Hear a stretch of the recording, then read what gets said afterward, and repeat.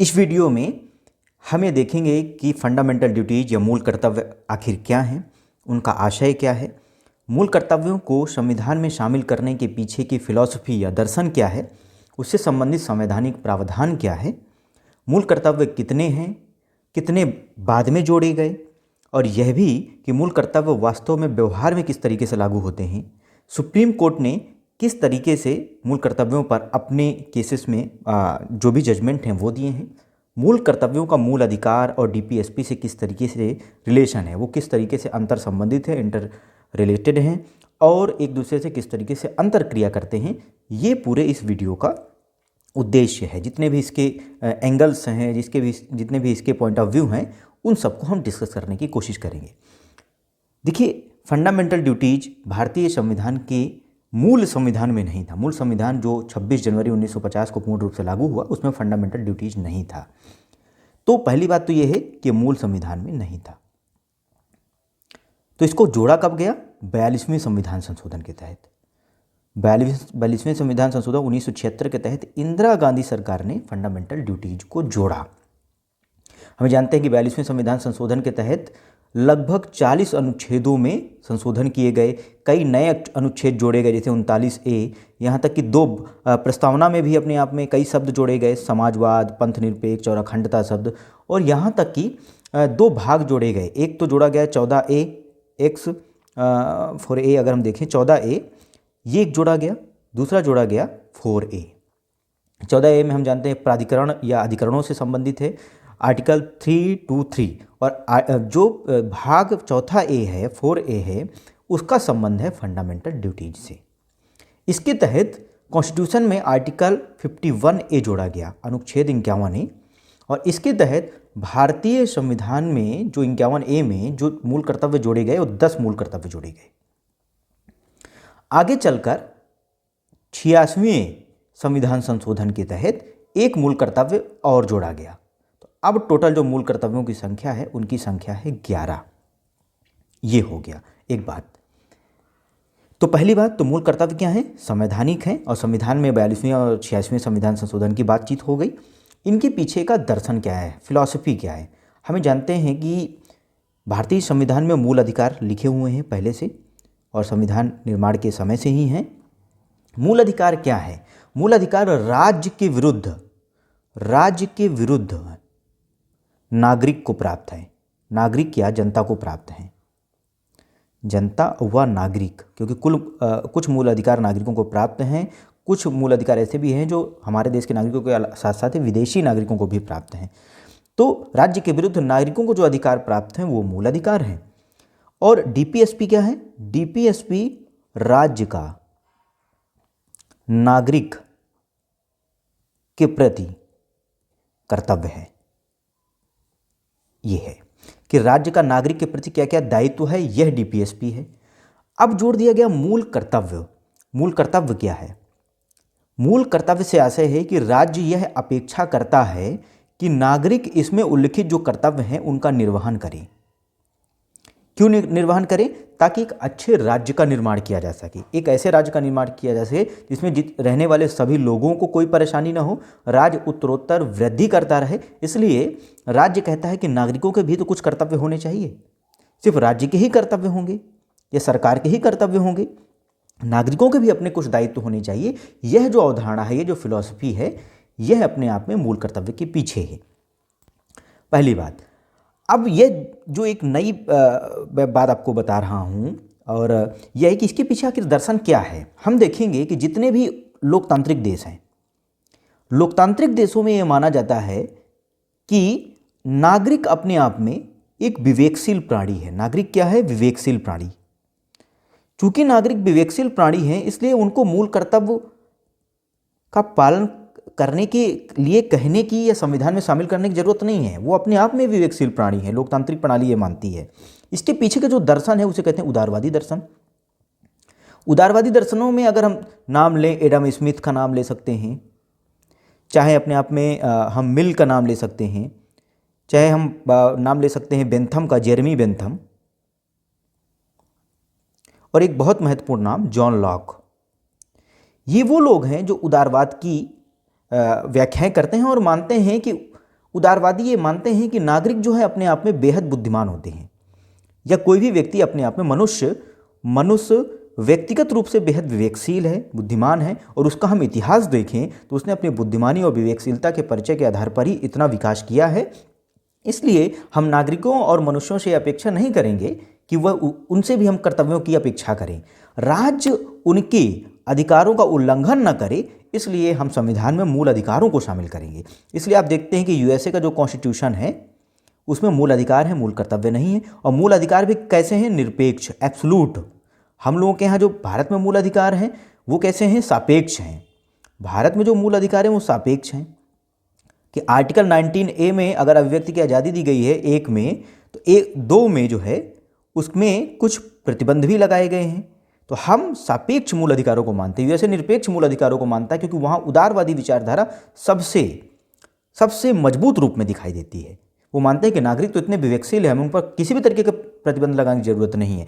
ना ही तो जब मूल अधिकारों पर प्रतिबंध लगाने की जरूरत नहीं है किसी भी स्तर पर, तो मूल कर्तव्यों की बात ही क्या, हम उनसे क्यों अपेक्षा करें कि वो मूल कर्तव्यों का पालन करें? वो वैसे ही विवेकशील है। लेकिन वहीं उसके विपरीत जो साम्यवादी प्रणाली है, इसके प्रणेता अपने आप में कार्ल मार्क्स, लेनिन जैसे लोग रहे। इन्होंने एक बहुत महत्वपूर्ण बात कही कि देखिए, राज्य के प्रति नागरिक का भी कर्तव्य होना चाहिए, तभी समाजवाद आएगा। समाजवाद सिर्फ राज्य नहीं ला सकता, उसके लिए नागरिकों का सहयोग चाहिए, और एक ऐसी व्यवस्था निर्मित करना जहां किसी का किसी के साथ भेदभाव ना हो, हर व्यक्ति समान हो, हर व्यक्ति एक दूसरे के साथ अपने आप में सहयोगी भावना के साथ रहे। इसके लिए जरूरी है कि वो नागरिक भी अपना कर्तव्य निभाएं। इसलिए ये देखा गया कि साम्यवादी देशों में जो कॉन्स्टिट्यूशन बनते रहे हैं, साम्यवादी देशों में नागरिकों से जो अपेक्षाएं हैं वो रहा है कि वही वो अपने मूल कर्तव्यों का निर्वहन करें। अब समझिए, इंदिरा गांधी अपने आप में, उन पर समाजवाद का प्रभाव था, और ये हम उनकी जितनी भी उस समय की पॉलिसीज हम देखें, चाहे 1969 में हम देखें कि वो बैंकों का राष्ट्रीयकरण करती हैं, और उनकी अन्य पॉलिसीज में हम देखें समाजवाद का एक बहुत प्रकट रूप हमें दिखाई देने को मिलता है। उनसे प्रभावित होकर ही जब वो 42वें संविधान संशोधन करती हैं तो उसमें मूल कर्तव्य जोड़ती हैं। ये हो गई बात उनके पीछे फिलॉसफी की। मूल कर्तव्यों के लिए इंदिरा गांधी ने एक समिति का गठन किया था, सरदार स्वर्ण सिंह समिति। इस स्वर्ण सिंह समिति ने यूएसएसआर, उस समय सोवियत संघ जिसे हम कहते हैं, उसके जो कॉन्स्टिट्यूशन का है उसका भी अध्ययन किया था। स्वर्ण सिंह जो अपने आप में ये भी समाजवादी विचारधारा से प्रभावित थे। इन्होंने उसी के आधार पर यह सुझाव दिया कि हमारे कॉन्स्टिट्यूशन में मूल कर्तव्यों को भी जोड़ा जाना चाहिए। तो इंदिरा गांधी ने 42वें संविधान संशोधन के तहत 10 मूल कर्तव्यों को जोड़ दिया, जो आगे 86वें संविधान संशोधन 2002 यानी कि वाजपेयी सरकार के समय 11वां मूल कर्तव्य जोड़ा गया। अब एक और महत्वपूर्ण बात है कि जो मूल कर्तव्य हैं ये प्रवर्तनीय हैं। प्रवर्तनीय का मतलब है इनफोर्सेबल। मूल अधिकार राज्य के विरुद्ध व्यक्ति के, जनता के, नागरिक के अधिकार हैं, और यदि राज्य उन अधिकारों का उल्लंघन करता है तो नागरिक सीधे सुप्रीम कोर्ट और हाई कोर्ट चले जाते हैं। सुप्रीम कोर्ट, हाई कोर्ट चले जाते हैं, तो इसके तहत वो अपने मूल अधिकारों को लागू करा सकते हैं। जब वो न्यायालय में जाकर अपने मूल अधिकारों को लागू कराएंगे उसको कहेंगे इन्फोर्सेबल। डीपीएसपी को न्यायालय में जाकर इन्फोर्स नहीं करा सकते हैं, इसलिए उसको कहेंगे अप्रवर्तनीय। तो डीपीएसपी क्या है? अप्रवर्तनीय। तो राज्य का नागरिक के प्रति जो कर्तव्य है वो डीपीएसपी है, वो अप्रवर्तनीय, क्या कहेंगे हम कि इन्फोर्सेबल नहीं है, अप्रवर्तनीय है, इन्फोर्सेबल नहीं है, तो ये अप्रवर्तनीय है। मूल कर्तव्यों के बारे में भी ये सुप्रीम कोर्ट में एक वाद पहुंचा, तो सुप्रीम कोर्ट ने कहा कि जनरली ये अप्रवर्तनीय है, यानी कि इनको इन्फोर्स नहीं किया जा सकता। लेकिन कुछ ऐसे कानून हैं जिनके माध्यम से इसके कुछ मूल अधिकारों को प्रवर्तनीय बनाया जा सकता है, जैसे राष्ट्रीय ध्वज से संबंधित, राष्ट्रीय गान से संबंधित, जो अपने आप में अधिनियम बने हैं कि आप राष्ट्रीय ध्वज का आपको सम्मान करना है, यदि आप नहीं करते हैं तो वो अपने आप में एक आपराधिक कृत्य माना जाएगा यदि आप राष्ट्रीय ध्वज का अपमान करते हैं। तो राष्ट्रीय एकता और अखंडता के आप विरोधी प्रतीत होते हैं, तो ऐसे कुछ कानून हैं जो मूल कर्तव्य में लिखे तो हुए हैं ऐसे प्रावधान, और उनको कानून बनाकर हम परिवर्तनीय करा सकते हैं। तो सुप्रीम कोर्ट ने कहा कि समानता मूल कर्तव्य अपरिवर्तनीय है, यानी कि राज्य अपने आप में किसी न्यायालय में जाकर ये नहीं कह सकता कि संबंधित व्यक्ति ने इस मूल कर्तव्य का उल्लंघन किया तो उसको सजा देनी चाहिए। लेकिन कुछ ऐसे जो विधियां हैं जिनके माध्यम से कुछ मूल कर्तव्यों को लागू किया जा सकता है। अब हम देखें कि टोटल जो 11 मूल कर्तव्य हैं उनको हम समझने की कोशिश करें। पहली बात है कि संविधान का पालन करें। हम एक ऐसे देश में रह रहे हैं जहां संविधान है और सबसे अपेक्षा की जाती है कि सभी नागरिक उस संविधान के अनुसार चले, ना कि अपने धर्म के कानून, अपने जाति के कानून या अपने जो समाज में ऐसे कानून जो अपने आप में संविधान विरोधी हैं उनका पालन करें, बल्कि संविधान का पालन करें। ये प्रत्येक नागरिक का कर्तव्य है। उसके आदर्शों, संविधान के आदर्श कहाँ लिखे हुए हैं? संविधान के आदर्श उसके प्रस्तावना में लिखे हुए हैं, मूल अधिकार में हैं। ये जो आदर्श हैं कि हम संसदीय व्यवस्था को माने, हम लोकतांत्रिक प्रणाली को माने, हम जो कोई भी हम लोगों के बीच अगर विवाद होते हैं उन विवादों का शांतिपूर्ण समाधान करने की कोशिश करें, ये सब हमारे आदर्श हैं। उन आदर्शों का पालन करें, संस्थाओं का पालन करें। जो भी संवैधानिक संस्था है, चाहे वो उच्चतम न्यायालय हो, चाहे उच्च न्यायालय हो, ऐसी कोई भी संस्था, चाहे वो विधायिका हो, उन सभी संस्थाओं का भी हम सम्मान करें। राष्ट्रध्वज का सम्मान करें। हम जानते हैं कि राष्ट्रध्वज क्या है। राष्ट्रध्वज एक सिर्फ वस्त्र नहीं है, यह अपने राष्ट्र के प्रति सम्मान प्रकट करने का एक जो है प्रतीक है।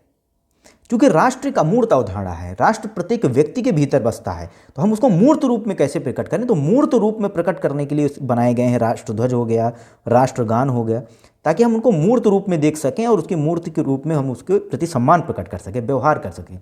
एथिक्स में दो चीज़ें होती हैं। एक होता है अपने आप में नैतिकता, जिसे हम एथिक्स कहते हैं, एथिक्स।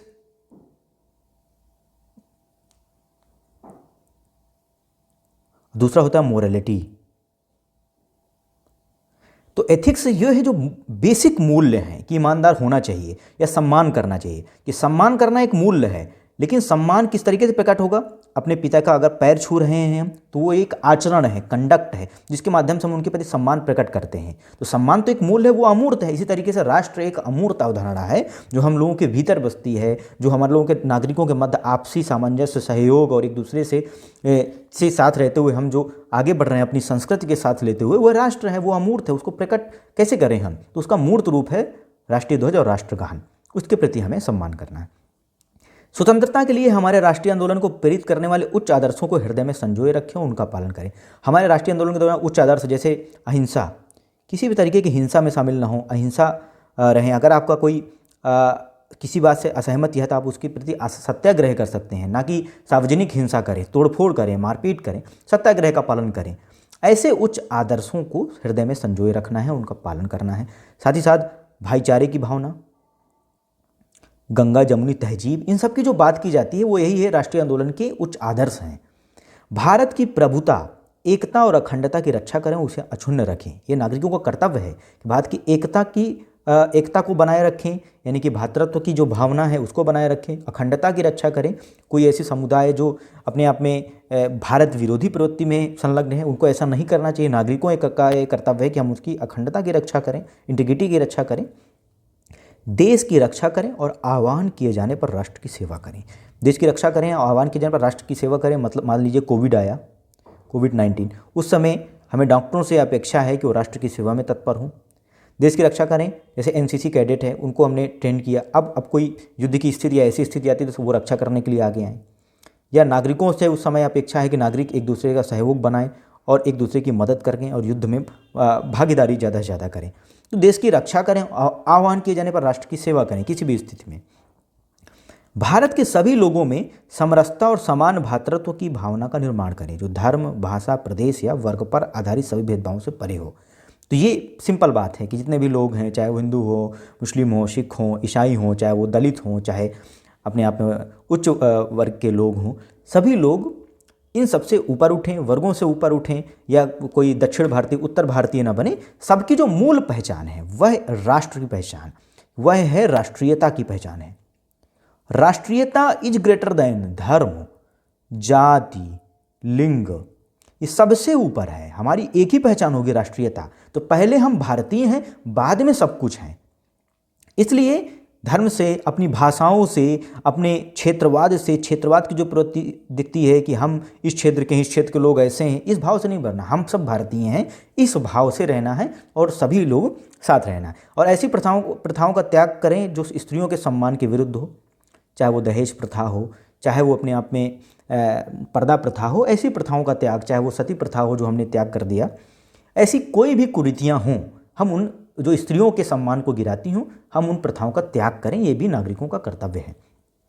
हमारी सामाजिक संस्कृति की गौरवशाली परंपरा, हमारी सामाजिक संस्कृति समझ लीजिए कि बुद्ध के समय से ही हमारी कंपोजिट कल्चर चला आ रहा है कि बौद्ध और ब्राह्मणों का जो अपने आप में सहयोग, जो संघर्ष रहा, फिर इसके बाद हमने आपस में एक दूसरे से सहअस्तित्व मूलक जो व्यवहार किया, और धीरे धीरे हमारे यहाँ कितनी सारी परंपराएं हैं, कितनी सारी संस्कृतियां हैं। जैनों का एक लंबा इतिहास है, इसके साथ पारसी हो गए, ईसाईयत हो गई, और सामाजिक संस्कृति के तहत जितने भी वर्ग हैं, ट्राइबल्स हो गए, हम उन सभी की सामाजिक संस्कृति, गौरवशाली परंपरा का महत्व समझें और उनका परिरक्षण करें।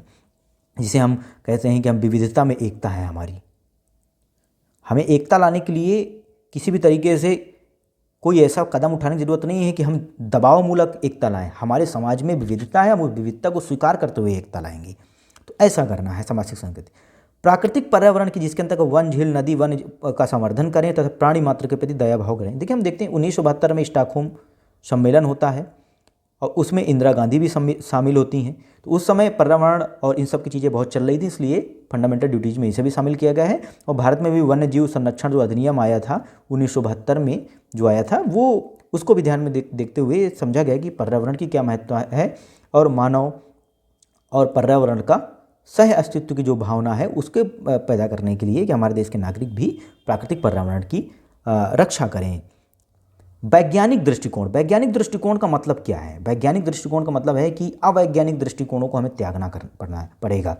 अवैज्ञानिक दृष्टिकोण, कोई ऐसी रूढ़िवादी प्रथा चल रहा है कि भाई ये दवा खा लीजिए तो आपका लड़का हो जाएगा, ये खा लोगे तो आपकी जो लड़की है वो पैदा नहीं होगी। ऐसे कुरीतियाँ, ये वो कुरीतियाँ जो पूर्णतः अवैज्ञानिक हैं, उन सब चीज़ों का त्याग करना। ऐसी दुनिया भर के पाखंड, बाबावाद जो चलता है कि बाबावाद ने बता दिया, मुल्लावाद जो चलता है, ऐसे हर धर्म के जो धर्मगुरु अवैज्ञानिक चीज़ें बनाते हैं उनको त्याग कर वैज्ञानिक दृष्टिकोण को अपनाना है, प्रगतिवादी दृष्टिकोण को अपनाना है। दूसरा है मानववाद। देखिए, दो शब्द चलते हैं, एक चलता है मानवतावाद, दूसरा है मानववाद। मानवतावाद क्या है कि मनुष्य होने के जो अपने आप में पैमाने हैं, मूल्य हैं, हम उनका सम्मान करें।